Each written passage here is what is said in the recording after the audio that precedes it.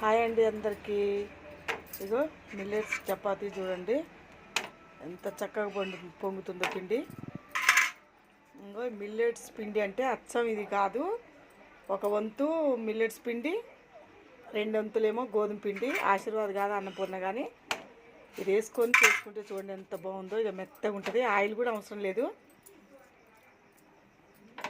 వేడి వేడిగా తినొచ్చు మనం, ఏ కూర వండుకున్నా కూడా.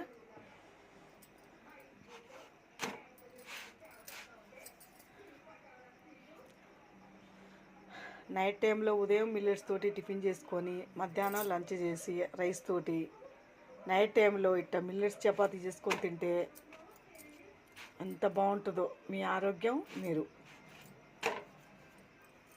అదేంటి ఎట్లా పొంగుతుందో.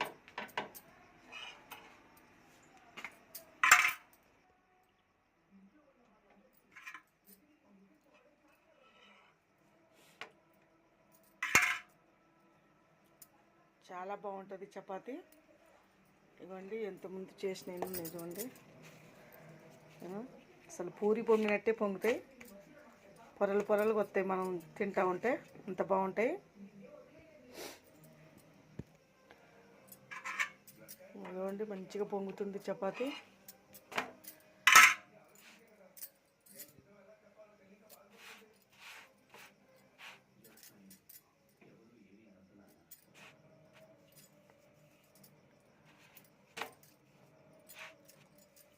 కూర వండుకున్నా మంచిగా నైట్ 2 చపాతీలు తింటే సరిపోద్ది.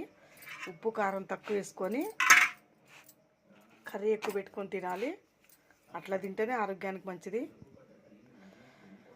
బాయ్ అండి. వీడియో నచ్చితే లైక్ చేయండి, మా ఛానల్ సపోర్ట్ చేయండి. పోతా పోతా ఒక లైక్ చేయండి.